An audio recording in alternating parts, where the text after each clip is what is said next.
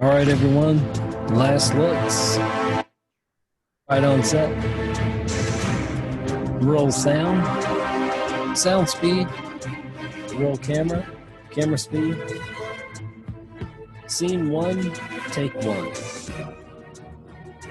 Market. And action. Hi, I'm Ed, the host of Savannah on Film, and we explore the economic and cultural impact and values of the film industry in Savannah through conversations with people who work in the industry and related fields. You can find us here on WRUU-LP, Savannah, Georgia, 107.5 FM, WRUU.org. We are Savannah Soundings, community radio with global soul.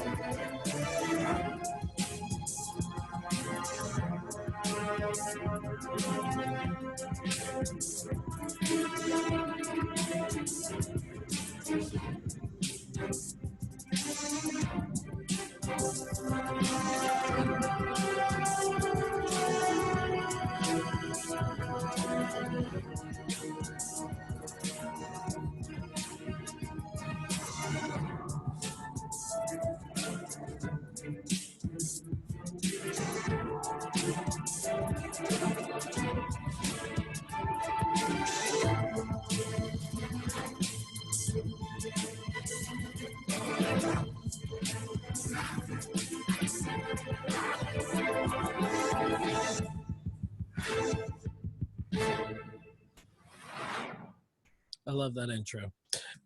Welcome to Savannah on Film. I'm your host, Ed Ciucevich, and thank you for joining us here today on Savannah's very own WRUU. Our purpose here is to explore the economic and cultural impact of the film industry in Savannah through conversations with interesting people who work in the industry and related fields. We're here on WRUU 107.5 FM LP, Savannah Soundings, community radio with a global soul.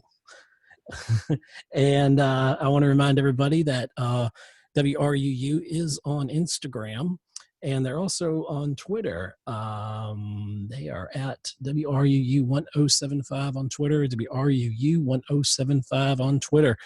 And I have got someone on the show that I'm very ecstatic and pleased to have finally on the show.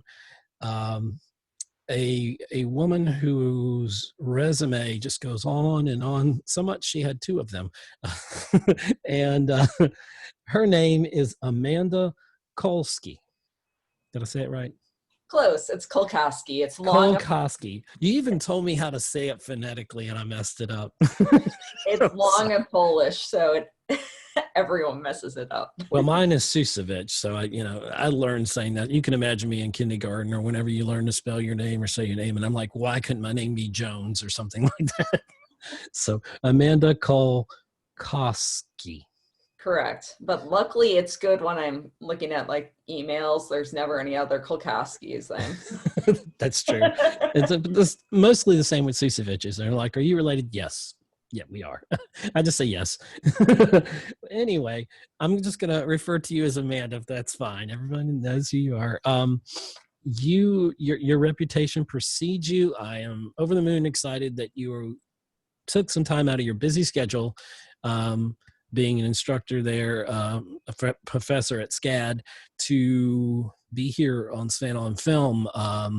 I know there's going to be a lot of great information that you're going to pass on. I've got a tremendous response from the community that you were going to be my guest. And so we met briefly at the Savannah Film Alliance, I think back in September of 2019.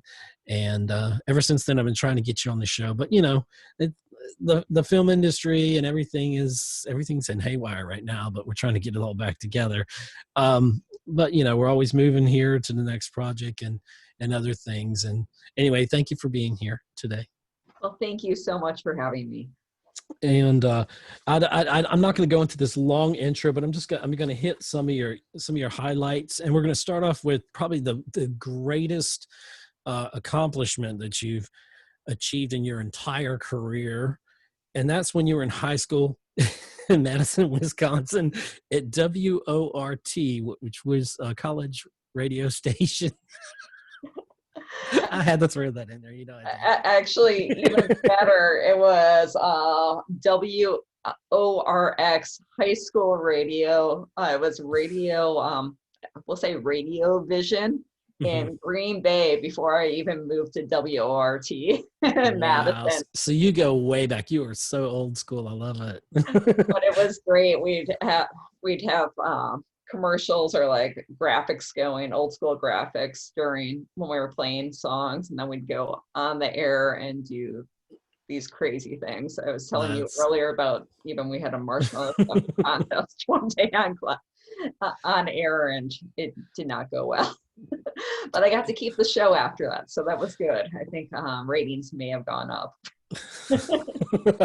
Well, you just happen to be right now on Savannah's #1 community radio station, and we're also worldwide too on WRUU.org. Hopefully you're listening to it there, or 107.5 FM in Savannah. And yeah, I mean, I love community radio. We've got so much going on here at the station, and so many different types of anything you'd want to listen to.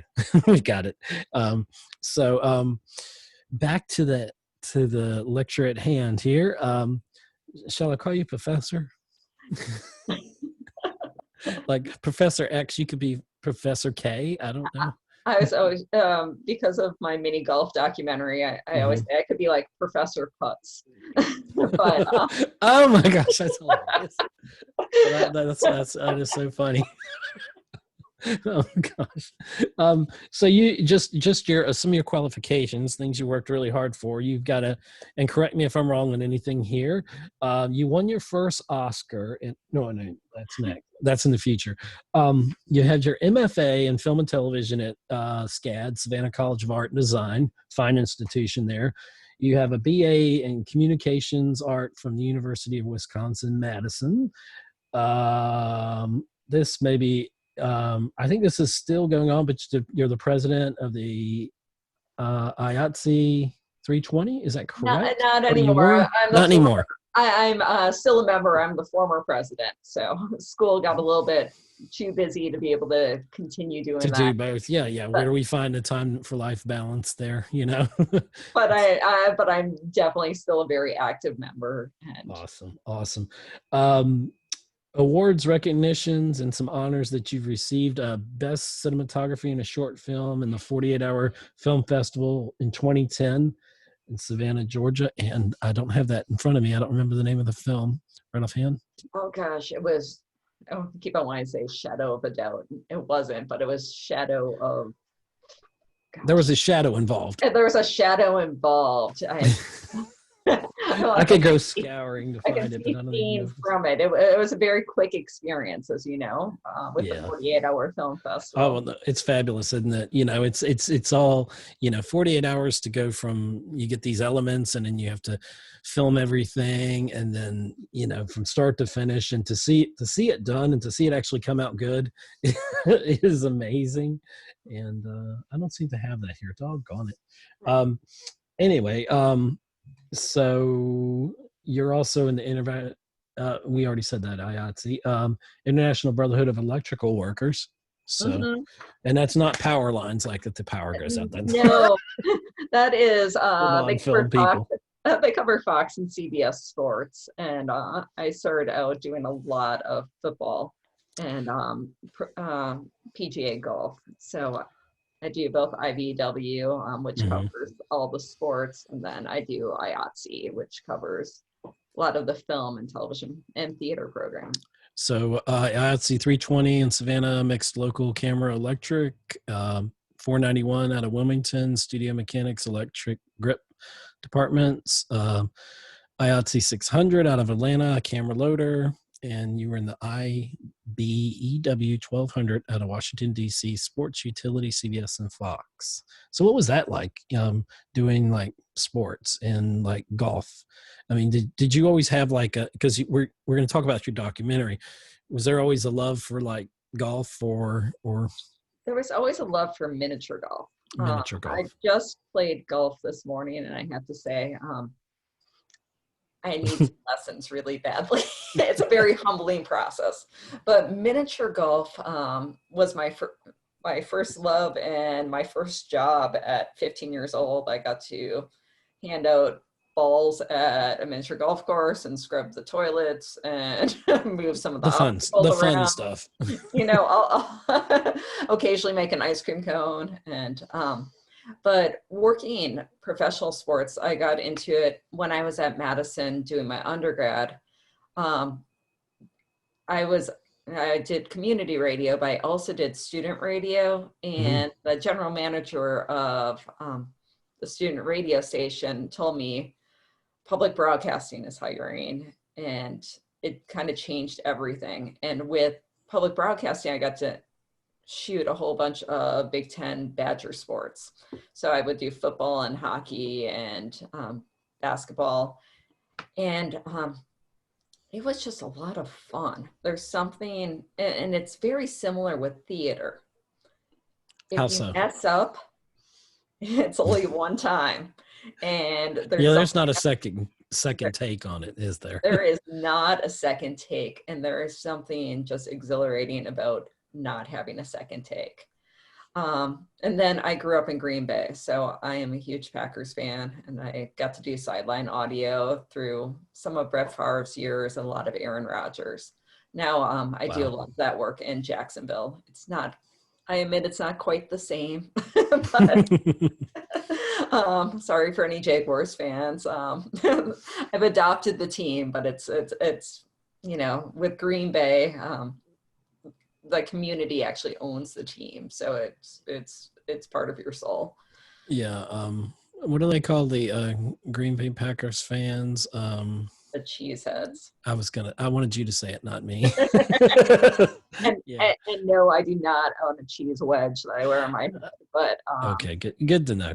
You know, but but yeah, that's where it all started. I mean, Green Bay wasn't like in the first Super Bowl or something like that. I don't know. I used to know all that. My sports friends, I have a few, like when we do trivia sometimes, I have at least one person that has the sports trivia down. And you know, I can get the music, I can get the movies sometimes. And yeah, but sports, I was just not much of a sports guy. Not as much as I want to be. You've worked, I mean, I'm just looking at some of the stuff you've done in camera and in lighting. Incredible. You've worked on stuff, and I'm just going to throw some of these titles out here. And you've worked, you know, the Oscar-winning film Magic Mike 2. You worked on that. You've worked with local radio station or TV stations here. You've worked with Disney Live. Commercials, you've done commercial feature work, like live events. What do you, is there one department you prefer? Is it camera more? Is it lighting? Which I know it's all kind of interconnected. It all comes together as part of the puzzle, but is there what you have a lot of things that you're passionate about. And so has it been a progression or I'm not sure what the question I'm asking here, but do you prefer like camera work more than anything else, or? You know, you know, I studied and I trained to be a director of photography. So I've always jumped back and forth between the two. I love camera, but I'm also really obsessed with lights. Like Okay. I have started making my own lamps, and I have a lava lamp over my shoulder right now, if anyone's watching the footage. Yeah. But They'll see it on YouTube. They'll see it on film. But so I'm really obsessed with lighting, and so just, I mean, they go, you know, hand in hand, don't they? Hand in hand. Honestly, it just depends on the weight of the light. Like if I'm going to have to lift something that's 50 pounds, I much prefer like, you know, something 10 pounds over 50. Right. So it depends on the job, but you know, I really love both. Okay, that's fair enough. You like both of the kids equally, right? I do. And you've worked on some, going back a little bit to like 2010 to 2013, you worked on some short films and music videos. What is like the experience of working on a music video? Because I grew up in the days of MTV. So I'm totally dating, how old I am here. My formative years were in the beginning of MTV, and videos were all the rage, and then it went away. And I miss really good videos and story videos that So what are your thoughts on like music videos? I mean, are they still fun to do? Have you done any? Well, you haven't done any, at least that I know of, I since. haven't done any for a few years, Yeah. which also says, I grew up with MTV too. So it's Okay. Downtown with Julie Brown Okay. and Yeah. and Remote Control and just 120 minutes. And for anybody who's a millennial, I guess it would be millennials. I don't know, or maybe it's the generation. I don't know what generation, because I guess I'd be generation. I'm Generation X, so or what I call the or they call the MTV generation, but it's before TRL Live was on, because I remember that. And there was some really great videos, just really great videos. Yeah. So the videos that I have worked on have been released in terms of music videos have been smaller crews, and that has been a lot of fun. I really wish I could do more, to tell you the truth, because I love music. I do My too. second job right after working at a mini golf course, I worked at independent music store for 5 years that was like a high fidelity that we told people to go to the mall if they wanted to get certain albums. I'm like, oh, we don't have that. You got to go to the mall for that. So it was more of a local kind of, which, vinyl has come back. I thought vinyl was gone. I got rid of my vinyl, and now I'm like, dang, that might have been worth something. I miss albums where you would open it and you would see the beautiful artwork and the lyrics. Sometimes they'd have the lyrics, sometimes they didn't. I miss that. I think, when we went to CDs, and then, now we stream everything, and it's so much more convenient not to have all that clutter, but it's kind of cool to actually, it's like owning a book, versus, reading it on your device or whatever, the smell of the pages of a new book, and turning those pages, and I don't know, it's kind of like, for me, it was, albums are like that, I guess that makes you a bit of an audiophile, I guess they would call it. But do I own any albums? I've got a G.I. Joe storybook one from my childhood and a $6 Million Man one. So yeah, I got rid of all my good albums. Oh God, childhood memories. But so you are a professor at SCAD in film department since 2008. How have things changed? I know we're into 2020, that year that we're all going to look back and say, what the heck was that? And what have you seen in your tenure so far there at SCAD? So much has changed because the department has grown so much. I think the department's probably twice the size of when I started. So tons of different colleagues have moved in from all over the place, and just our student body and just the opportunities. There's been some really great projects that have been produced through SCAD. So that's been really interesting, just, and also for me, I've gotten a chance to really develop some classes. I really took over in terms of lighting for our department. So it's really nice. I've been able to really help design lighting classes for the school. And of course now everything's really changed. Yeah, definitely. Everything has really changed. We are online, and I was just saying to Ed that, after this, I have to pick up a dollhouse. So I'm literally going to pick up a dollhouse. So I tell you, we have nothing but we have nothing but interesting people on this show, you know, and so no one's ever told me they had to go get a dollhouse after this interview. So I'm that's like, I need to go great. get a dollhouse for class. And like, That's awesome. so we're doing, I mean, it's really interesting right now, like the creativity on the faculty end, trying to really like really create really fun, unique classes that accomplish the same thing. Do you find you have to be a little bit more, I don't want to say animated, I mean, a little bit more creative maybe, since you're not physically in the classroom? Or how has it affected your workflow? I know it's probably had to change, you know, from in-person classes to online. Um, do you find is it easier? Is it harder? Is it just It's different? it's a lot more work, because of I'm such a whiteboard person. I love like to scribble stuff down on whiteboards Mhm. and like be really in the moment.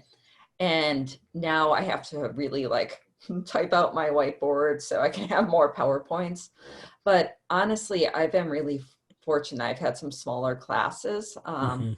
that are that I feel like because of Zoom, I've been able to actually get to know my students much better than I would in person. And Right. that's been the biggest surprise for me. That especially like I have a class right now, we're doing a documentary class with, and I have grad students from all over the world. And everyone will be traveling and there'll be different backgrounds and we'll just be discussing what everyone's doing in their life. So I feel like um, there's a lot of different challenges, but in the long run, I think it's actually, I've really enjoyed it because I feel like I get to know people even better than I do in the classroom.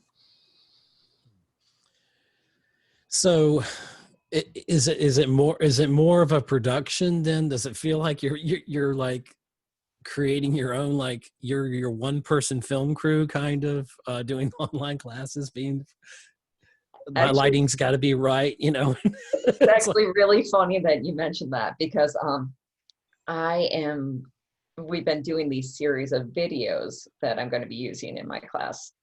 And just for safety, I am the one shooting the video and I have myself mic'd up and I'm like mhm, looking at the monitor, making sure that I'm in focus. I feel right. like a one-man band in the for news when you see like the anchor out. And Yeah. um I always felt bad for the one-man bands in news. I did news for a while and never had to do any one-man band stuff. And You're like, I'll never have to do that again. And then here comes and then 2020 and said, hold my camera. exactly. So I'm doing like camera and lighting tutorials, all prepping for the fall right now. And I'm lighting it, I'm shooting it, I'm editing it, I'm miking myself. It's, How are your students responding to being virtual online? I think overall, I've gotten a lot of really positive responses. I think a Good. lot of it is just, people are concerned for their safety right now. Which is the most important thing. Of course, everyone's disappointed that it isn't what it was 6 months ago. But I feel like when we get past this, because I'm confident we all will, that experience, especially that in classroom experience, I think is going to be means so much more. It's kind of like having something and then having it kind of taken away from you. And then when you get it back, you so appreciate it more, I would think. Um, I think you're right. Like, I think what will happen is that there'll be some kind of merger of what you found worked really well online, and then you'll take it into the classroom and kind of mix it in it, and hopefully something good comes out of this. But I think we are really going to be happy once it's safe for everyone to be back on the ground and we really can like, be back with each other. It will. I know personally, I can speak from like my production skills. I've learned some new things. I've learned Zoom. I've learned different programs and stuff I never thought about even using. And, it's, that's the wonderful thing. If you're get your creative juices flowing, figure, well, if we can't do this in person, there's got to be a way we can do this virtually. And you're like, and now technology is finally to that point where we can do stuff like this, and you can still have that human connection, even though it's across a camera, across the screen,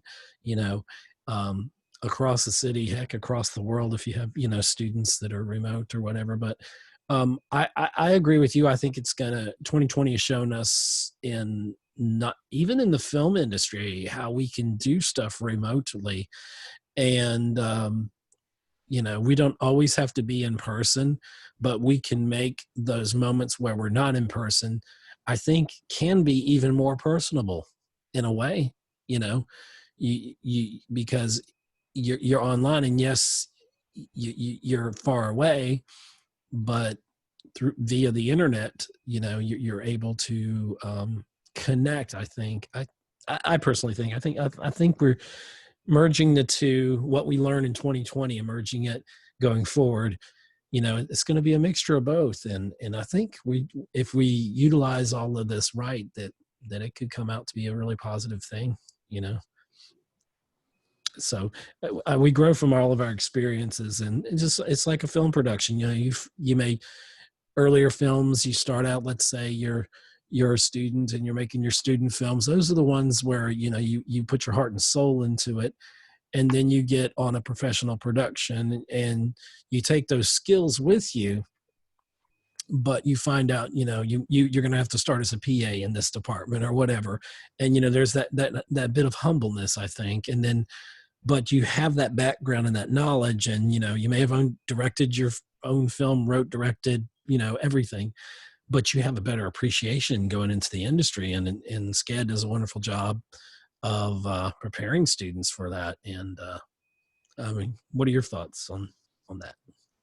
I mean, we definitely try. Like, for me, it's cool because, I'll have students in my class, and then a few years later, I'll be working on a film set, and they'll be on the film set with me. And it's, They're like, uh-oh, professor's here. I know. And I'm like, don't call me professor, call me Amanda. You can call me professor in the classroom, but once we're on a film set, it like weirds me out. It's like, oh, I'm sorry. Yes, ma'am. You're in the South. Yes, ma'am. I know. And then I'll be like, oh, I just got manned. I was like, oh, you're from the South. Yeah. Someone not too long ago said to me, "Excuse me, sir," and I was like, this is before the pandemic, and I kept walking. It's like, "Excuse me, sir," and I'm like, "Oh, you're talking to me." It's like, when did I become a sir? I don't know. I'm not Paul McCartney. I'm not that special. But oh my gosh.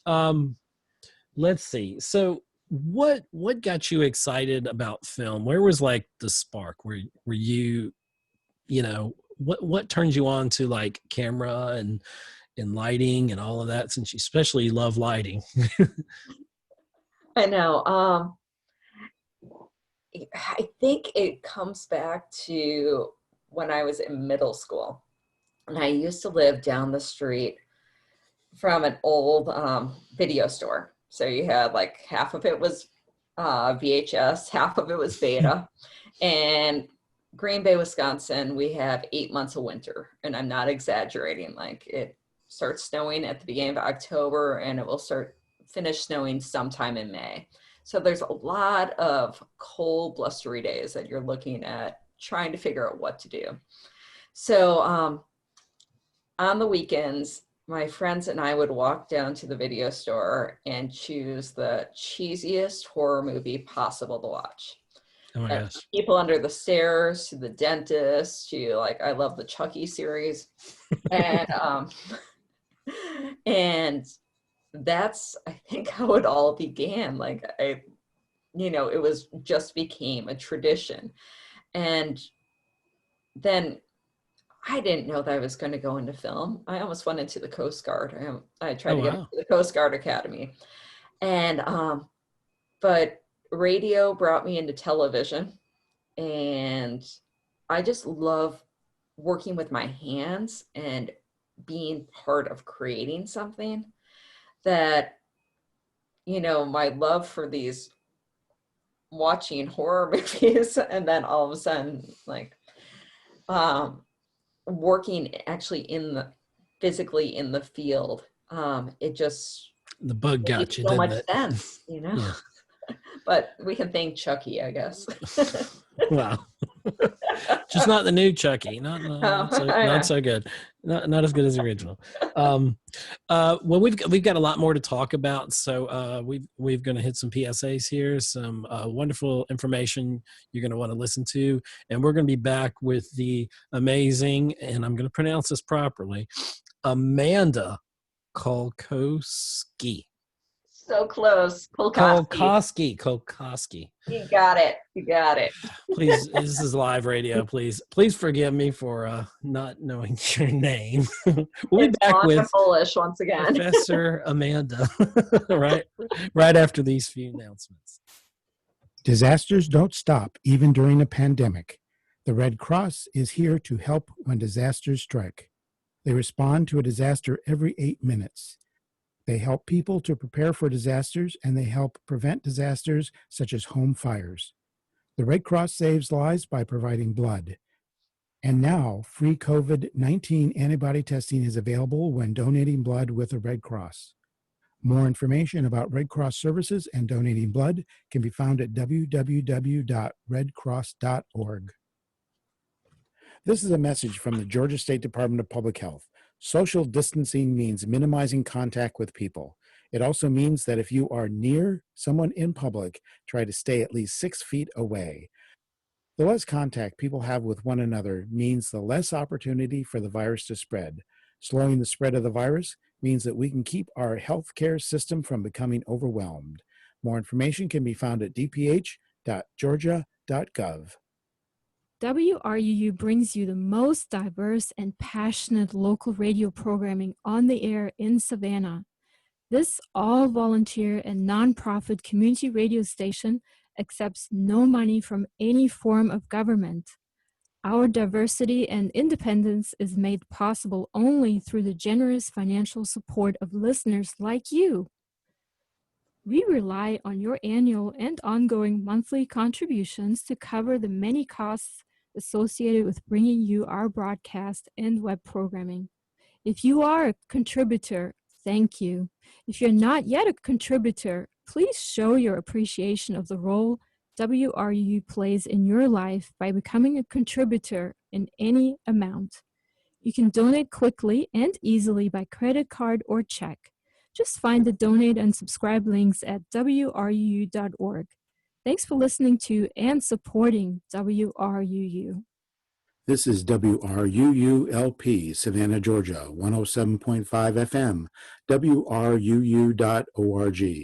We are Savannah Soundings, community radio with global soul. And we are back here on WRUU 107.5 FM LP, Savannah, Georgia. Community radio with global soul. And we're talking with Professor Professor Putz. Professor Putz. Amanda Kulkoski. Yes, you got it. You got it. I should have done this already. I'm sorry. She is a documentarian, which we're gonna talk about your documentary in just a second. A cinematographer, and she's a film professor at the Savannah College of Art and Design.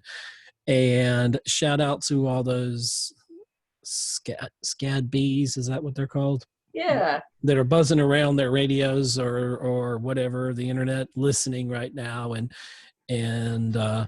And we thank you for joining us here and celebrating Amanda and her achievements here and passing along some of her knowledge.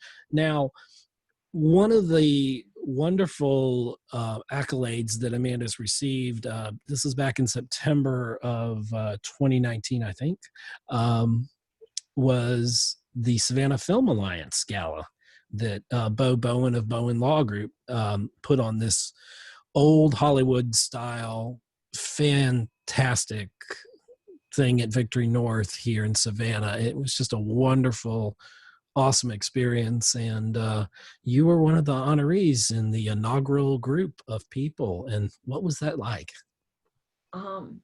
It was a major honor. Like it was really just, I mean, the event was beautiful and so well done. It was my first time in Victory North, and whoever hasn't been there, when you get a chance, go. The venue is wonderful. It is awesome, and they had transformed it so well. You felt like you were back in old Hollywood, and they had the spotlights and everything, and the red carpet. It was so awesome. It was great. It was just so much fun to it was a chance to see a whole bunch of filmmakers dressed up. Like most of the time we are sweaty and with mud all over us, or okay, maybe not quite.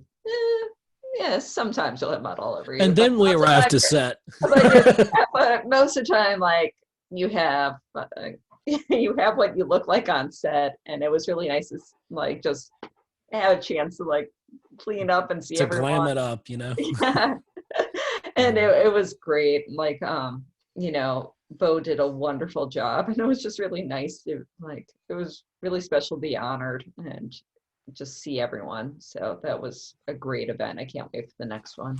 Yeah, we're not sure yet. I still have to get a hold of Bo and find out if they're going to do a virtual one this year, or if they'll come back in force next year. We'll have to see on that. Let's talk about your documentary, I think there was actually 2 that you've been involved with, and correct me if I'm wrong, but we're going to talk about from 2018 Through the Windmill. I almost said Through the Wormhole. If you can see my background here, it's a lot of Star Wars, but there's some Star Trek in there, so I'm thinking Through the Wormhole. So all my geeks out there will understand. But Through the Windmill. So Professor Putz. I'm sorry. If I ever open my own miniature golf course, and one day that is more likely to happen than is not likely to happen. Awesome. That I always threatened. I was like, oh, it could be like Professor Putz. That is so funny. I love that. I love that. It is the film's just a slice of Americana road trip, and I spent years going to all of these really rare, unique mom and pop courses and hanging out with the owners, and just getting to know them and getting to learn the culture around mini golf. I've always been obsessed since I was a kid. I love kitsch artwork. And that's, I love giant dinosaurs, or just I'd say giant spiders that come down, and windmills. And I know, I was like, do I actually say giant spiders? But there is a great hole that has a giant spider that comes up and down. Okay, I won't be at that one. Just for the record. And and especially there's just so much joy that miniature golf gives. Even if you have a horrible score, it doesn't really matter. Like me. Yeah. Because it's just so much fun to play, and so 5 years of my life went into creating Through the Windmill, and I have a great team of people that I worked with, and just great friends, and now I feel like I know different mini golf course owners who I consider friends from all over the country. So it's and I'm in this kind of underground mini golf culture right now, which is that's awesome. Which is really interesting. So I'm trying to release the movie, and I really hope within the next few months that we can get distribution and get it out. It played the film festivals, and now it's time to get it to digital streaming platform. Yeah, and it's a full-length documentary. It's not just a short. It's a full-length documentary, correct? It is. It's 70 minutes. Okay, so I miss the I always love the architecture like you of the different things. You'd have volcanoes at some of them, and we used to locally here in Savannah. we used to have a putt-putt, and I don't know if putt-putt was a brand or if that was whatever, but I know we had one on the south side, and I missed it because I remember when I was younger going to it, we'd have fun. You always have a waterfall, and I've been up to I don't know if you've ever been to Helen, Georgia. They still have one up there that's really beautiful, and it's really nice, and it's a beautiful area up there. But I miss not having one locally because that was a fun thing to do. And and you always had back then, growing up in the 80s, there was the arcade attached to it, right? You had the video games, so you could play video games with your friends and then do some putt-putt. And it didn't matter how old you were, you'd see young and old, and it's kind of like a chance for a person that, I've been on a golf course once, and on a putting range, I think is what you call it. And I dug a good hole there where the ball was, and they told me I couldn't come back. So maybe putt-putt's more my speed or something, but the miniature golf, in that sense. So, but that's cool. That's like one of your passions, and you that you made into a film. So I attribute that. You said the community, this like underground community that you have, this group of friends, like you could probably go to any of these miniature golf places and they know you. It's kind of like being in the film industry. You work on different projects, right? And for a small time, we're a family. It's like you're in this family of all different types of people, which is fantastic. And so, I mean, do you find that similar commonality on film sets? And somewhat, yeah, because on film sets you meet such interesting, unique people, and it's always, you're always coming together and like creating something. right. And so you're with all these really creative, passionate people. And in the miniature golf community, like especially I've gotten to know a lot of designers, and the designers, you see, it has the same like just creativity that you would find on a film set, which is just really fun. Like there's really great conversations. So, the times I spent at the course were shorter. So it would be like making, a commercial for a day or two, like coming together. But it's the same, creativity and passion that you find in the film industry. Yeah. And I admit, during grad school, that putt-putt on Mall Boulevard was still open. Oh yeah. And it was completely in disarray, but it was so cheap, and it was grad school. I didn't have any money at all. So like, it was like $1 or $2 to play a game, and it was perfect. Right, You'd go play all of the time. And now there's 2 courses in town. There's one on the islands, which is actually really, That's true. it's really, really, really hard. And then there's one in Pooler, and they have they have a great go-kart track around it. So if you want to do go-kart racing. Okay. But yeah, I'm like, it's just very similar in just meeting so many people. And on that documentary, I traveled to at least 60 different courses. So it's the same kind of like, you just are constantly meeting and working with new people. Cool. So you said you're in the process of trying to get that distributed and all that. So have you thought about platforms you're trying to get on, or can you say, or you don't have to say if you don't? My number one platform choice, just out of principle, would be the Golf Channel. Oh my God, that's perfect. You should totally. I mean, that could totally be something. It makes sense. It makes perfect sense, actually. So we'll see. I'm gonna look at another one here that you and I'm not sure if this is. Yeah, this one is in post-production. The other documentary that you were involved with, called "The Price of Hope." Yes. And do you want to tell us a little bit about that and what your role in it is? Sure. The Price of Hope, I am working with my friend Carolyn Kuroki, who is another filmmaker from Savannah, but she is from Kenya. Wow.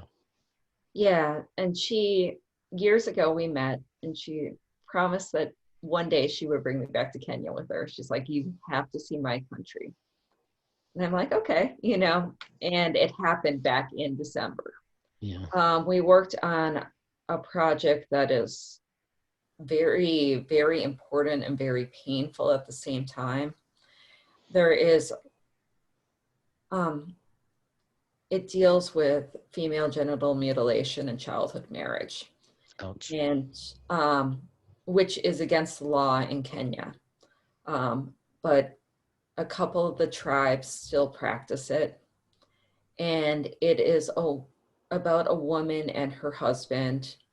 And the husband is from one of the tribes who still practices FGM and childhood marriage. Not everyone, clearly not everyone in that tribe practices it. It's against the law. And she is from another tribe. And she goes into these really remote villages and saves young girls, and Wow. sometimes boys too. And literally, like, sometimes they have to go across streams and rivers. Like, there's no roads into some of these villages. And they have a place called Hope Transitional Center. And they help these girls and young boys find education or get education and healthcare and mental health care. And then they work with reuniting them with either their family or a family member if it's not safe to go back to their family. But that happens, they are not allowed to see their family for a year after they are rescued. But so it was just absolutely amazing. It was, we were filming along the Kenya-Tanzania border.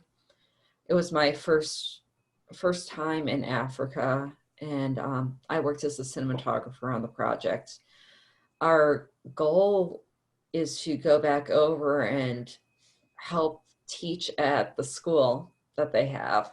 They have a school that the girls and young boys go to, but a lot of the community members go to as well, and teach the kids how to make films, and leave them equipment. And so it can become part of their curriculum. We had GoPros with us. And so we taught the kids how to run GoPros.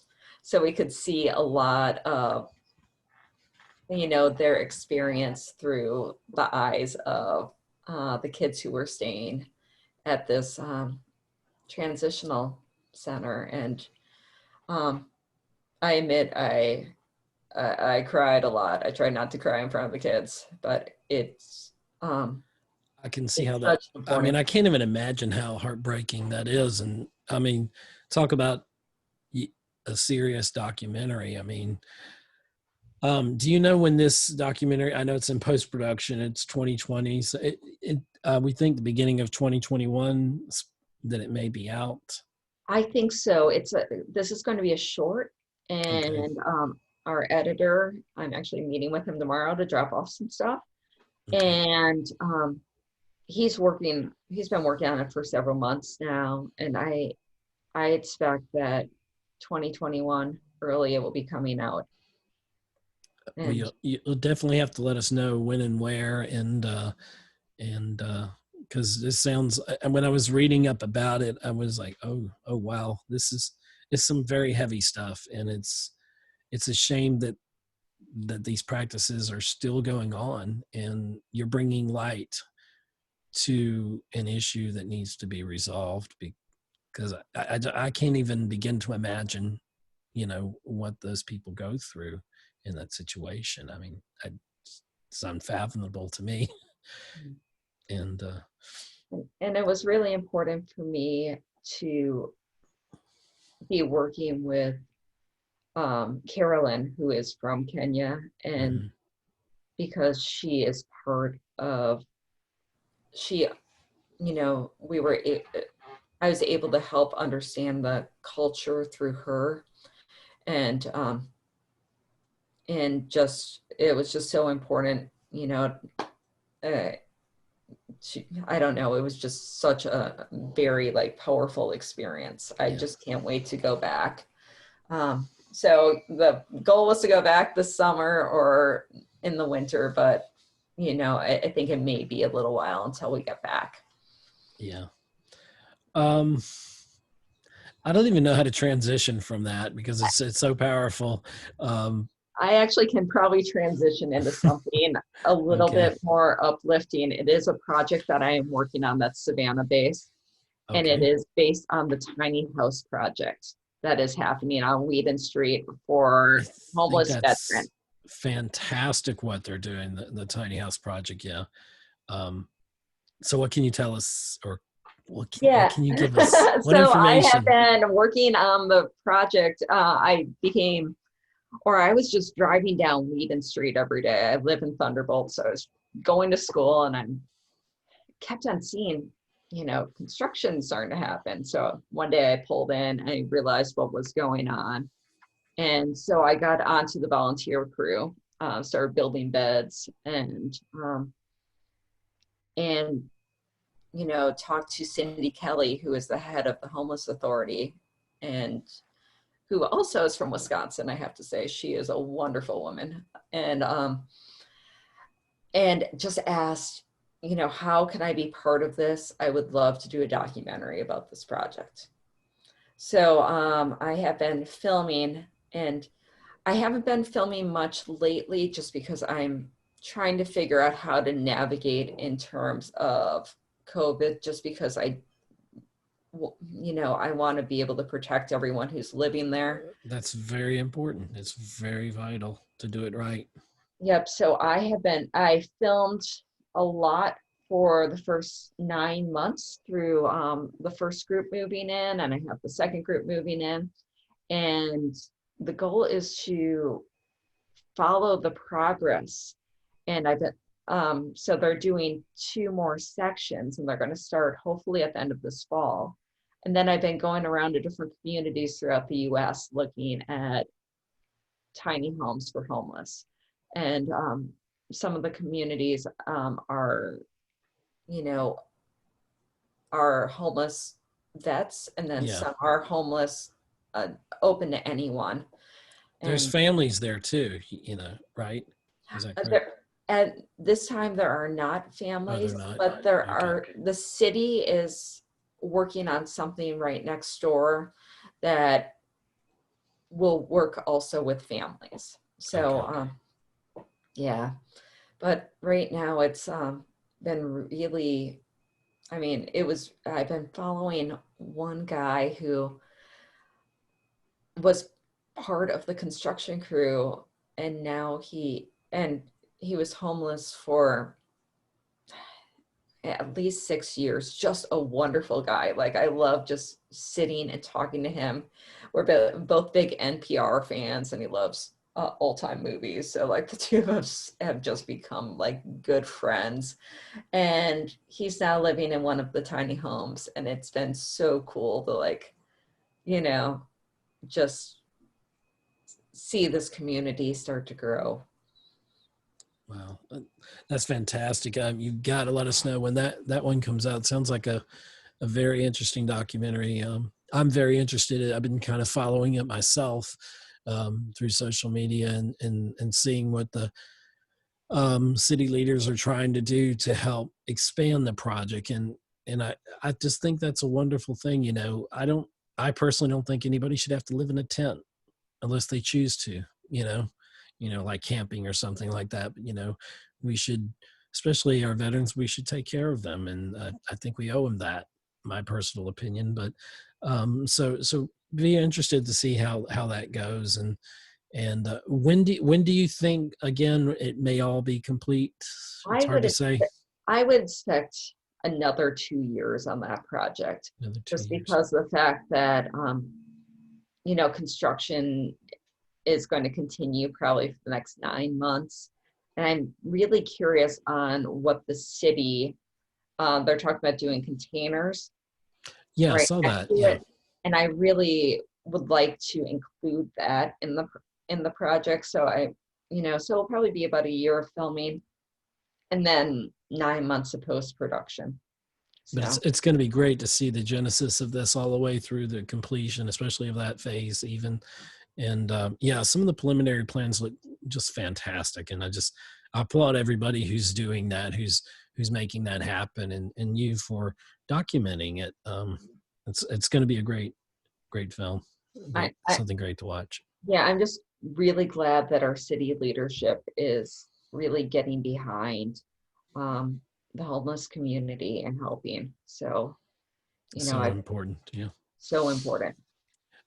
Well, we've got to wrap up the show for the radio portion of this, but we will continue on Savannah on Film on YouTube. So you'll get to watch the video premiere as we're recording this. I'm peering into the future. It'll be Saturday after the first portion of this premieres on WRUU 107.5 FM in Savannah and WRUU.org, where you can listen online anywhere in the world.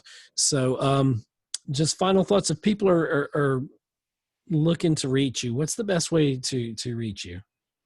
I think my website for the mini golf movie is probably the easiest. It Okay. is Yeah. because it is minigolfmovie.com, and you can just email me directly. That's probably just the easiest way to do it. Well, we've got some more stuff to talk about, but for radio time, you'll have to come on over to YouTube and check out the rest. But I want to thank Amanda Kulkoski. Yes. Thank you for being my guest here today on Savannah on Film. It's been a long time finally getting our schedules where you could be here, and I want to thank you for the work that you're doing for the film professionals that you're helping, the future filmmakers of tomorrow that you're helping shape, and for your voice in the film community, not just here locally, but beyond. Those little seeds that you've planted, they're going to sprout into some magnificent filmmakers, and want to commend you for that and what you do there at SCAD. Well, thank you so much for having me. This has been a lot of fun. Okay. So we'll see you on YouTube, everybody, but thank you for listening here on WRU 107.5 FM. I'm Ed Ciucevich, and thank you, Amanda, once again for being with us today. Bye. Bye. You have been listening to another episode of Savannah on Film, where we give a voice to the Savannah film community. Please like our Facebook page, subscribe to our YouTube channel, and follow us on Twitter. This program was originally broadcast on 107.5 FM in Savannah, Georgia, and worldwide on www.wruu.org. Join us next time for more intriguing insights into the vibrant Savannah film community here at Savannah on Film.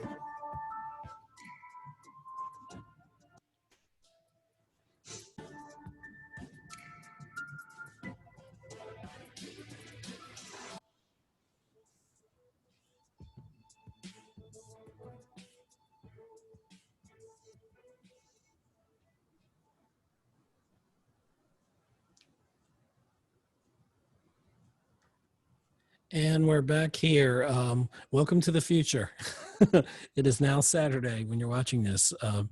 And I've got a fantastic professional here. She's a professor at SCAD, Savannah College of Art and Design, film department since 2008. She's a documentarian. I think that's a word. If not, it's a new word. She makes documentaries. Among other things, she's worked electric and grip and all that departments and camera department, and the wonderful Amanda Kulkoski. You got it. This shouldn't be so difficult. I'm sorry. Yeah. I am terrible with names. Something my students will completely empathize. They're like, Professor Okay, ma'am. Ma'am. Ma'am, Yeah. Except when you're on set, then it's just call me Amanda please call me Amanda or Professor Potts. or Professor Putz. You're never going to live that down. I did want to mention you had a Vimeo link. I don't know that we mentioned that. Do you still have some stuff up on Vimeo there that people can see? Oh yeah. The Vimeo. Yeah, the trailer for the film. Yeah, it's up on video. And yeah. Oh, yep. I can pull it up for you if you want. Okay. Cool. I think that I have the address here, and correct me if I'm wrong. It's vimeo.com/user 7635028.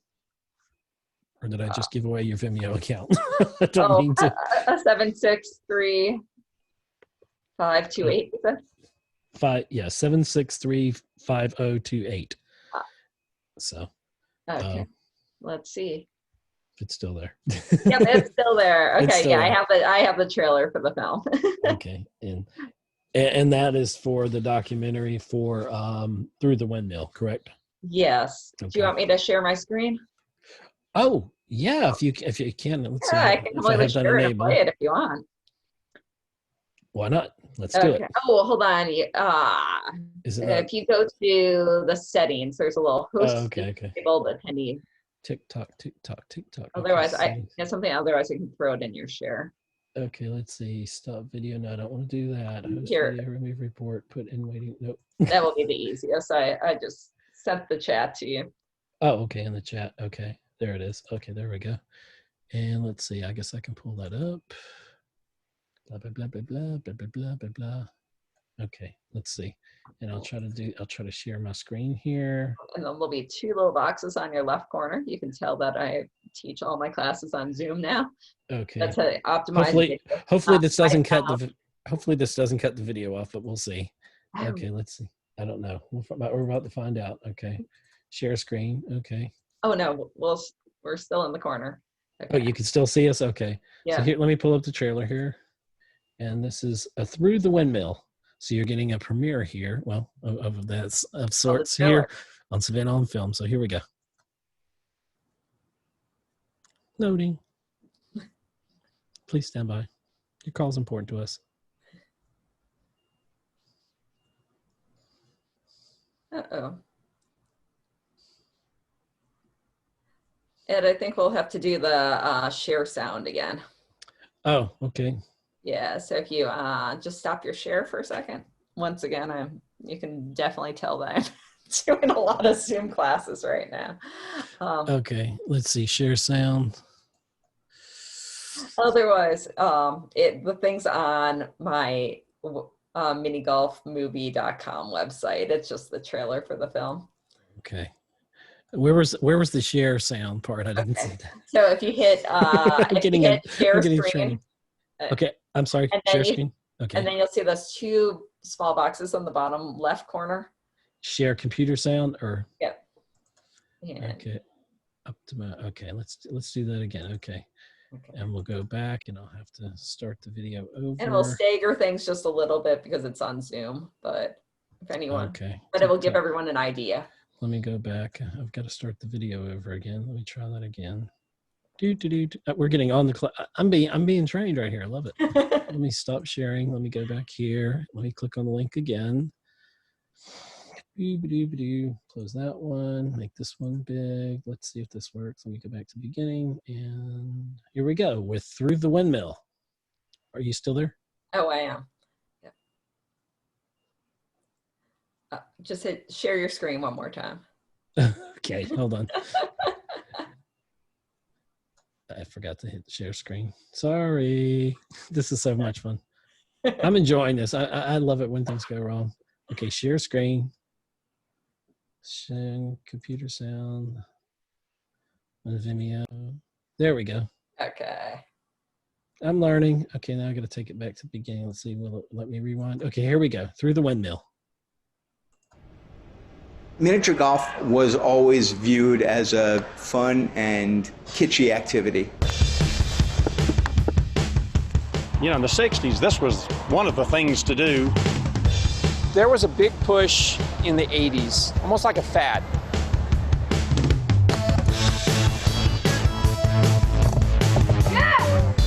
Miniature golf is one of those types of roadside attraction that lends itself to individual dreamers. I had a vision. Welcome to Matterhorn! I don't think I can go anywhere anytime soon. When it first opened, it was a gravel quarry, cornfields, and pink castle rising above the corn. When it comes to mini golf design, the weirder the better.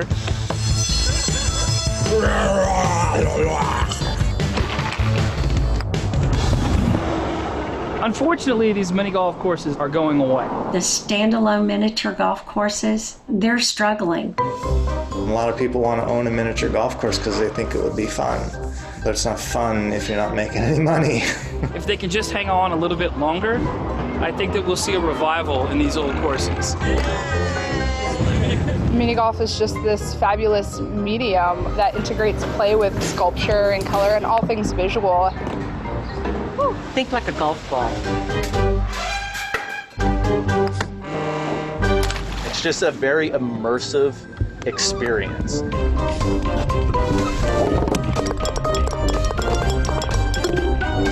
It spans the generations. It does. It does. It's a universal. People like balls.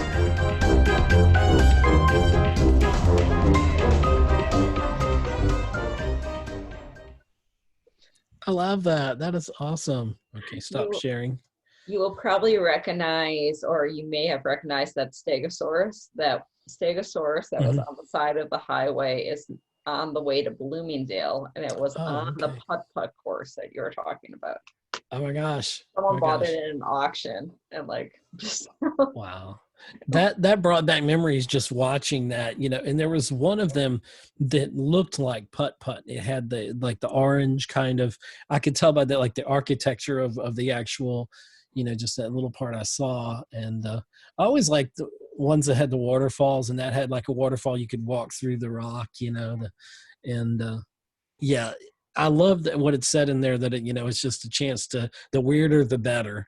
And that's so true. I think with miniature golf and all that. So you've got me so nostalgic now. I want to go. I want to go. We have to go to the island and when I can and try to play some. Yeah, So. I was like, it's you know, I think that the fun thing is it's played really well for like all ages, and a lot of senior citizens really love it too, because it's like the nostalgia of, you know, growing up. I'd forgotten that, you know, it goes back to the 50s, and that's probably the heyday, and then the 80s was kind of like maybe a fun revival of it, and even the 20s. The 20s was like the true heyday of really. So, and they had rooftop courses in New York. Oh my gosh. I know. That's great. I mean, it's a great use of space, you know, and it's I have a fond memory of my wife's family. One of the last times that my father-in-law was able, he's wheelchair bound now, but he's still living his best life. And we got to go, I think it was Myrtle Beach, and we got to go to, not Myrtle Beach. Was it Myrtle Beach? We're just going to say it's Myrtle Beach. I think it was. Mini golf, it's usually Myrtle Beach. Yeah, and it was this wonderful course they had there. It may still be there. I haven't been there in years, but we got to play, and that was like one of the last like physical things he got to do. And before, you know, he became kind of permanent in a wheelchair, and you know, it makes it personal for me in a way. But it was a great family memory, and I think it was also the trip where I proposed to my wife. So of course, you know. But we had such a great time, and yeah, growing up, I've just really, you've got me falling in love with. I need to get some albums, and I need to get some putt-putt or miniature golf. It can be fun. So much fun. Oh my gosh. There's so much more we can talk about. I could go on all day. Anyway, if you're here joining us now, and I assume you are, otherwise we're just talking to ourselves. You're here on YouTube on Savannah on Film. Please hit that subscribe button to the channel for new content, enable those notifications, and give a thumbs up on the video. But I also encourage you, please be asking your questions and your comments as I'm projecting into the future. Ooh. And right now, hopefully you're asking your questions and comments of Amanda, and she has given you some great knowledge, and hopefully that you'll be doing that. So please, we want all your questions and your comments. Let's see, I'm kind of looking through some of this. I have here that you won, and gosh, I printed this too small for my old eyes. You had the special jury award at SCAD in 2017 at the Savannah SCAD Film Festival. And what was that for? That was for Through the Windmill. That's what that was Through the Windmill. Debuted. Okay. Oh But gosh. the one behind me, it was such an honor for the Savannah Film. Are you able to bring that a little closer? Yes, we can. This one, I Oh, have it's to heavy. say, is the coolest award I have ever gotten for it. Can you hold it up just a little bit more too? It is a saw blade. Oh my gosh, it yeah. sure is. Oh, that's fantastic. I love that. I love that. I know. I was like, isn't that so cool? Yeah, no, the Savannah Film Festival, it was like such an honor because it was right when we showed it for the first time, and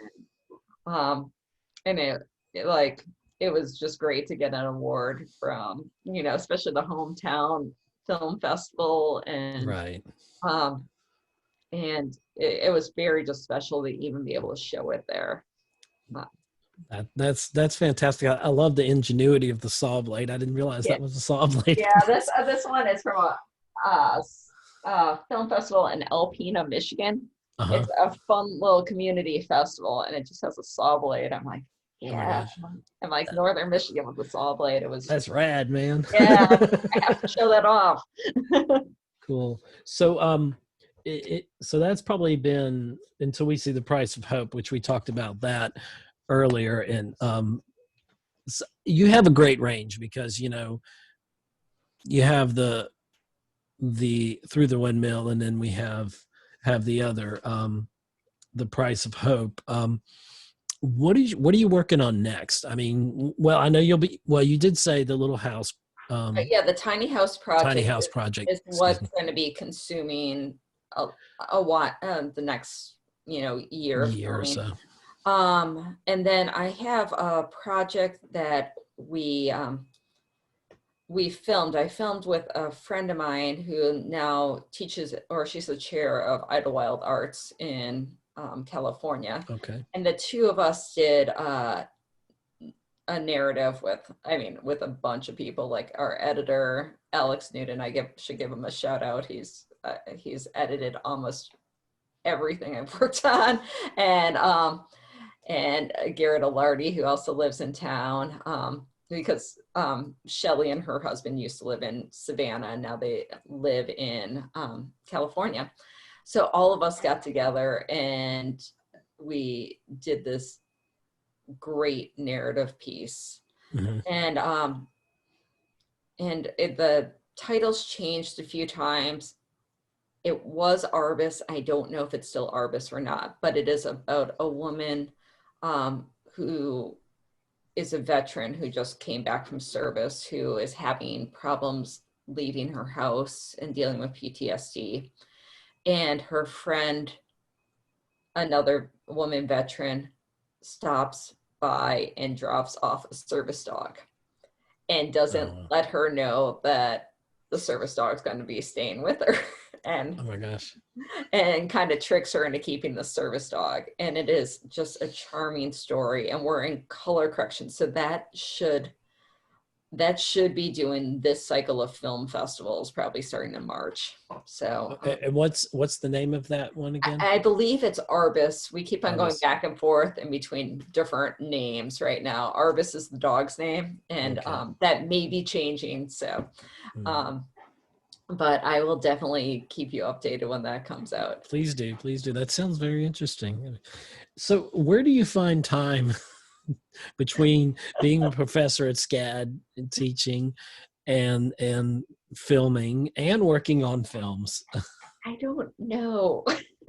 You just have to do it because, you know, if I was teaching and not working on anything, like it would make me so sad because I couldn't bring anything back to the classroom. And you know, I love being a filmmaker. So you just have to find time. You know, during the summer, things always slow down a little bit for me. So I actually get a chance to catch up on everything, but but yeah, I keep really busy. Well, when you have a passion for something, you find the time, you make the time, and you know, that's the important thing. And important thing is to, you know, no day is promised. So it's like, you know, make the most of what you got, you know, and that's great. That's fantastic. Let's see. You've worked on just like a lot of things. I'm just looking. Let me pull up the resume here. That's it. I have a printer and about ran out of paper. I had to print all your stuff. All right. I need my notes. Just little fun things I worked on here. I worked on the Paula Dean show for a bunch of years here. What was that like? Lots of good food. Lots of good food. We'd shoot at our house, and Paula would come out in the morning, and she would be smoking a small thin cigarette, and you know, she'd be joking around with the crew, and she was always very nice to all of us. So I worked on her like on and off for like 4 or 5 years, and but the best thing is, like, at the end of the week, you'd film for like a week or two, and at the end there'd be so much leftover food in the kitchen that everyone would be like loading up, and you'd have groceries for like 2 weeks. That's awesome. They're like, yeah, take some food with you on the way out. Exactly. But and then I worked on CBGB when it was in town years ago, Siren for the Chiller Network. And a lot of times I end up doing a lot of day playing, and that's because of just being a professor and finding the time. Yeah, so I day played on Dirty Grandpa and Baywatch, and you know, a lot of the big things that have come through here. So when you do that, most of it is it's in the camera lighting department, or Yeah. And have you I'm sure you've picked up things that, you know, have enhanced your teaching even more. I mean, from being on set, you know, it's one thing to teach about something, but it's another thing to teach about it and actually have that experience, you know, and you're going back and learning newer techniques. I mean, have you had a situation like that where, you know? All the time. And then it's like, oh, hold on, this technology has changed, especially in terms of lighting. We've gotten a lot of new like LEDs, and doing a lot of things intelligent lighting that you're working through, like lighting councils, very similar to theater. I do a lot of theater work. Like, I absolutely adore the theater. And but you just bring it back to, like, all that information you just kind of bring back to the classroom. Well, let's talk a little bit about the theater.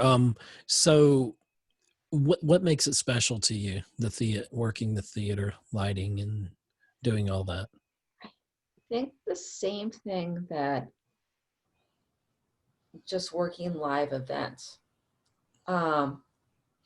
because there's a camaraderie to get things done and to get things done right. The first time, and you only have one time, so there's like a jitteriness that happens, and it's like that adrenaline rush, and you're like, yes, we got to get everything, get it right, and you just lit that perfectly. And if you don't,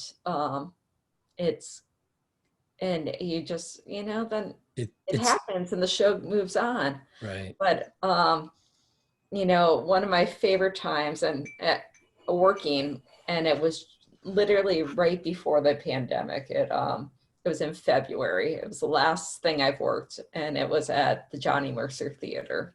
Oh, yeah. I've never had so much fun. I was working in costumes, and I absolutely adore like puppets. And it was Sesame Live, and I got to help dress the Count and Cookie Monster. And like the Count, it was like two of us putting on the giant cape. And do you think Cookie Monster has a bit of a problem when it comes to cookies? You can tell us, because you've been behind the scenes with Cookie Monster. Is he really like Cookie Monster that we see on TV, or is there a deeper, darker bit to his personality? If he doesn't get his cookies on time, does he demand cookies? I heard a rumor that there was a therapist on site just in case of any aggression issues without the cookies. We're out of cookies. We've run out of chocolate chip. They're oatmeal cookies. What do you mean oatmeal? That's when everyone just runs. And then there's Oscar the Grouch. He's just going to be, grouchy anyway, I guess. But it's great. I just have like this incredibly fond memory of the last theater production I did. And, it was only for a day, but I had to work with one of my best friends putting, a hat on Cookie Monster and like just the size of this cape on the Count. And like, I love the Count. Absolutely adore the Count. Yeah, it's awesome. Yeah.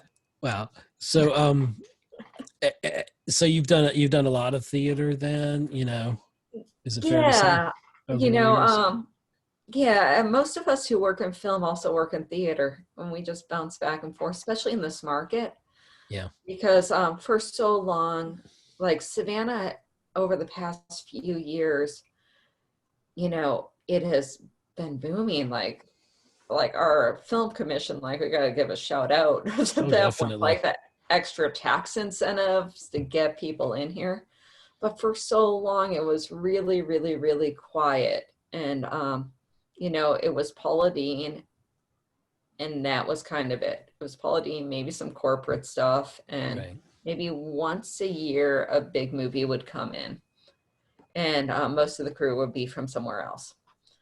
And now, over the past few years, it's just like it's exploded. It's exploded. But for so long, the only way to stay in Savannah was to be able to be part and like make a living, was to be in between theater and film, or like film and something else, because you always had to have another paycheck. And now it's really nice to see how many people actually can live here and be working almost full time.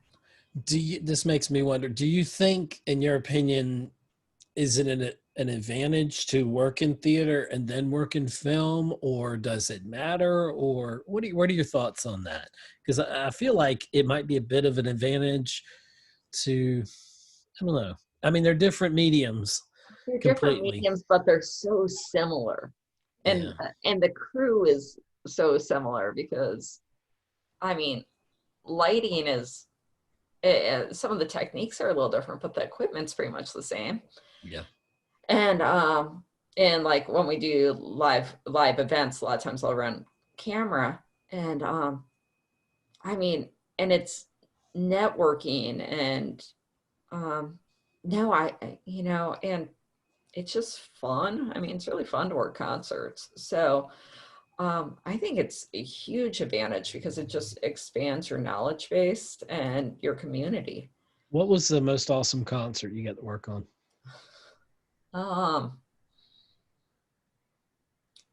This is really strange, because I am not a huge Kid Rock fan, but I have to say Kid Rock was probably the best concert that I worked on, like really? Quality. And I just did the load in and load out for it. I was able to watch the concert. And once I grew up like as a club kid, like a goth club kid, I'm like, that's not my style of music. Right. But he played for so long, and like he has this theory of, I think he played for 2.5 or 3 hours himself. Wow. And the idea, what you hear about his philosophy is that he knows that concerts are really expensive. So like to go, to be able to go just, to give people their money's worth. And like, so it was really actually really special to see like that with that philosophy. Otherwise I've worked like the Beach Boys concert and like just kind of like I've worked a lot of fun stuff, but there was something really special just about the theory behind Kid Rock. Well, it sounds like a similar theory in a way. It's just like Springsteen. His concerts are legendary. They're events. It's like, and I think as we get into this age of 2020's thrown a big a big whatever into the mix and messed everything up. But I think when you pay these outrageous, what seem to be outrageous sum for some of these big ticket, especially the real big ticket artists, I think they kind of feel they have to put on like a spectacular show. And people probably don't realize, even if you're a smaller band, how difficult it is to put on a concert. I mean, there's so many moving pieces behind the scenes, but to be the artist yourself and to get your energy level where you need it to be and to keep it, that long and not just satisfy yourself in the sense of, your performance, but you really got to be thinking what your audience wants to hear, especially if you're an established artist. You might have, they came here, if you're Jimmy Buffett, you're going to have to play Margaritaville. If you're the Eagles, you have to play Hotel California. It's like the jukebox, it's like Billy Joel. I mean, he sells out every concert that he does. And he has such a great catalog of music. And for a while, I remember he said, there was an interview where he said, I'm singing Just the Way You Are. And I'm thinking, well, okay, I've got to take the laundry and put that in on Tuesday. Oh, did I dump the trash? It's you do it over and over again. And you have to find the newness in it, especially if you have a long established career. But I don't know. I'm super excited for, we'll say 2021. Because hopefully our new convention center, because, our market right now, our convention center is not large enough that a whole bunch of the big acts jump. Right. And well, certainly the Johnny Mercer Theater, even though, I realize the importance of it and everything, but major acts are not going to come here because it's just not big enough, So we've always needed a large arena to bring in, all different types, because I remember in the 90s, it was a lot of when country music was really a big thing, it was country music or mud bogging or whatever, tractor pulls and at the Civic Center. And, that was great, but, you got to be able to be multifaceted, I think. And having a new arena would be a really good addition if it's big enough to, maybe the Rolling Stones, if they're still around, which it seems like I know, I'm like, maybe they'll come through Savannah. It will just be great to get those larger bands, and then hopefully we really need them to keep the Johnny Mercer. Like they could take down the Civic Center, but they have to leave the Johnny Mercer. Right. So hopefully. Yeah, there's a lot of, Savannah's a town of history, I wish there was a way to expand the Johnny Mercer thing. You have that parking lot there, and then somehow find a parking lot or construct a parking lot big enough to hold, and maybe bus people back and forth, from their cars to, I'm sure it could be done. I don't know. But, that was always something I thought of growing up. I was like, we just need a bigger venue because I'm supposed to go see, I don't know if it's going to happen. It's been pushed back, but a friend of mine got tickets for Garth Brooks, and I've never seen Garth Brooks, and but I know he's a great showman, probably one of the greatest showmen out there. And he did an interesting thing where he did like 300 drive-in theaters. He did like a concert there, and it sold out within like seconds or minutes or whatever. And is something to the fans for the concerts he couldn't put on. And who knows if this one's going to happen next month or the month after. I think it's October at this point because it's in Charlotte, I think. But it's interesting to see, we need to compete with those bigger markets. I mean, not just and this I'm kind of segueing this into my infrastructure question, which I call it my necessary part of the show, where we talk about what Savannah is doing and what we can do better. And infrastructure comes down to infrastructure. And when we think about the film industry, it would be nice to have a sound stage. When is it going to happen? People keep saying, oh, it's coming. We're working on it. And, and it's so frustrating because that Civic Center, why isn't that Civic Center becoming a soundstage? Because you have a truck loading zone, you have parking, then you can keep the Johnny Mercer intact. We have a new Civic Center going somewhere else. We have steel beams. It has strong enough to support everything. It's like it's like a 40-foot grid. It's perfect. And yes, they need to figure out something, but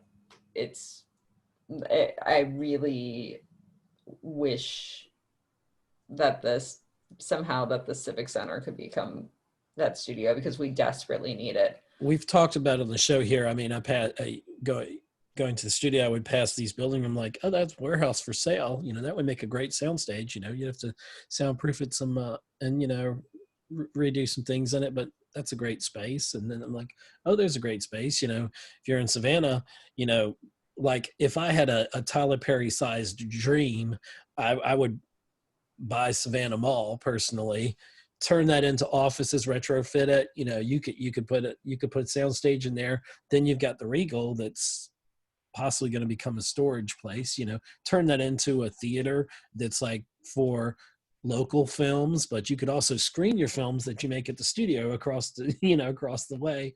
And that it'd be great if something like that happened. That's, I think of the fairgrounds, we talked about that, and that that almost became a thing. And then I know, it's like I feel like we keep on getting that close, and then it keeps on sliding. And there's something that's like, just people have to put skin in the game. They got to put real money behind it, but they got to know that there's a return on investment, obviously. And if we can give tax breaks for film productions to come in here, I'm sure there's probably some tax breaks they can give to build at least one really nice sound stage. And then that'll bring other businesses into the community. I mean, from a sound perspective, I think of Gotham Sound. It'd be nice to have one in town. Wouldn't that be nice?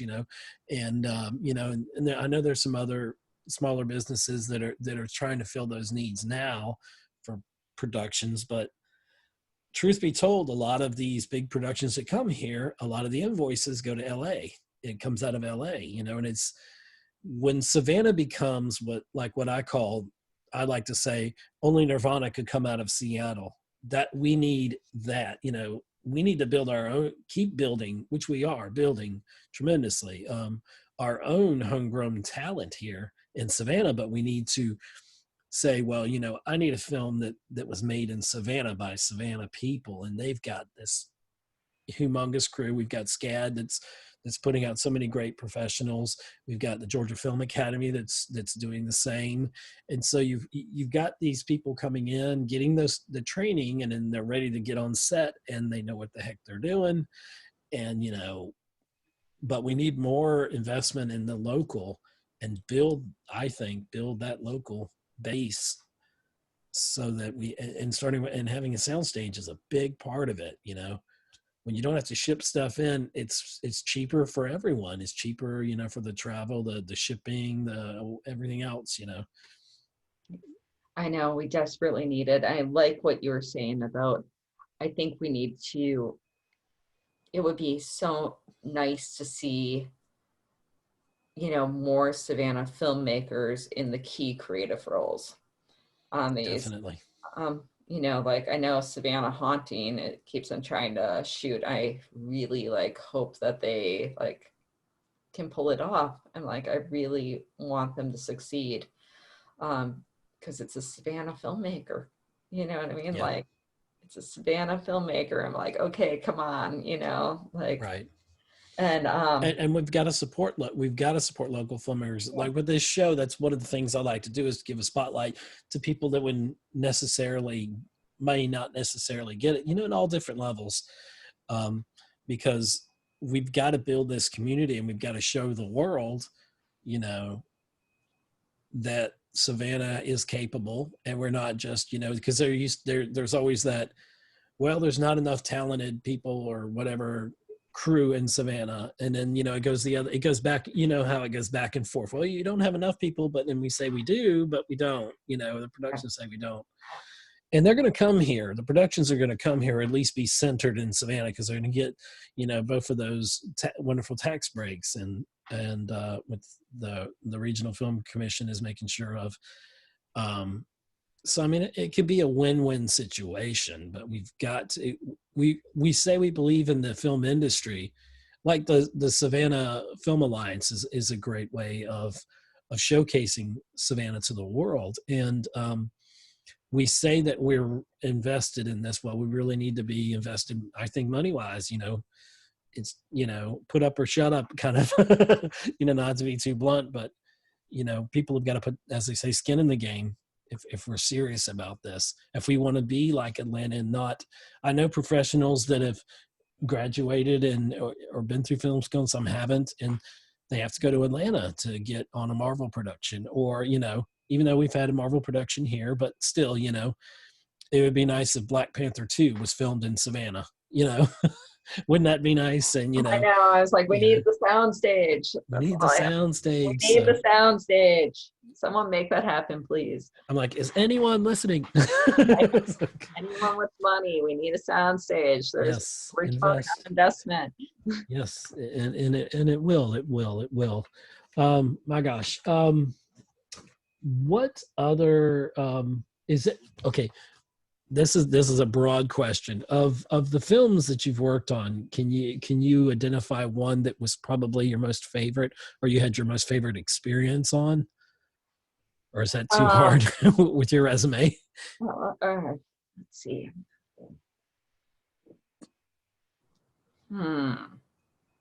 I think, okay. I'm going to answer it a little differently. Sure. If it's all right.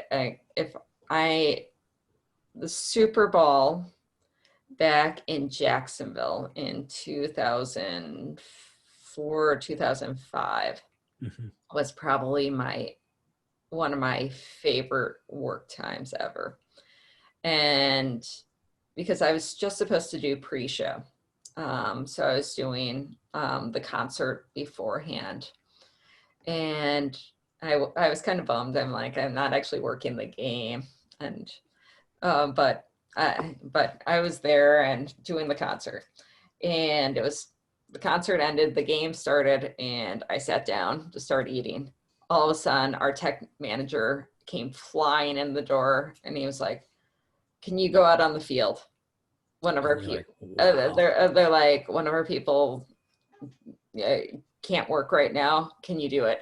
And I ended up working like all of the game, and Paul McCartney was performing, and like, oh my gosh, it was just because it was like, I mean, it was the rush of the Super Bowl on top of it, and Paul McCartney, and like, and you were probably too excited to feel the weight of the world on your shoulders, right? Exactly. I'm like, it was a lot of fun. So wow. Yeah, I was doing a camera assistant work for that, and it was just, it was great. So oh, and then there was one time that I was doing golf, and it was when Tiger Woods was just getting his start.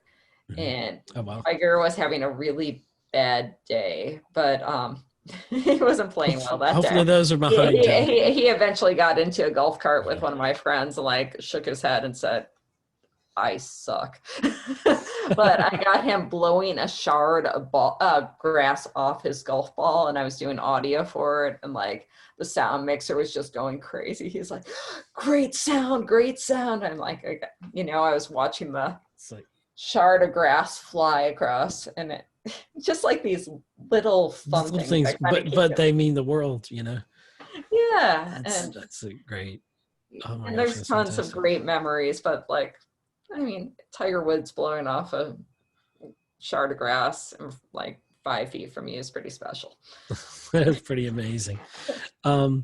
Well, I don't want to, unless there's anything else I know you've got to be somewhere, and I'm looking I at gotta the go clock pick up here. a dollhouse for class. You got to go pick up a dollhouse for class, and I I'm don't like, want to keep how did you. that ever happen? I'm doing lighting demos and miniatures using a dollhouse. That's awesome. I want to hit. That makes me think of one thing. I don't know if you remember the HBO logo when they used to do it, and I was always fascinated by that. Where they, you have to look it up online for people that don't know what I'm talking about. But they had the miniatures, and the camera would kind of fly through the neighborhood, and then it would do the HBO thing as an HBO presentation. I was always fascinated growing up with that. I was like, oh, I so wish I could do something like that. And the cameras, and all that. And it's fascinating. So maybe you'll be doing some of that, lighting I'll the be doing dollhouse. some of that like from my home office right now. There you go. Well, I want to thank you, Professor Putz. Thank you so much for having thank you, me on. Amanda, It's for been being great. here. It's been fantastic. And if anybody wants to find you, once again, where's the best place for them to find you if they want to get in contact with you? Yeah, I would go to my mini golf documentary because it's the easiest to remember. It's minigolfmovie.com, and you can email me directly from there. So it's okay. But that's really an email address that's super easy to remember. Okay, and just a few things as we close the interview here. Thank you, of course, once again, Amanda, for being here. But I just want to remind everybody to please click that thumbs up button on the video.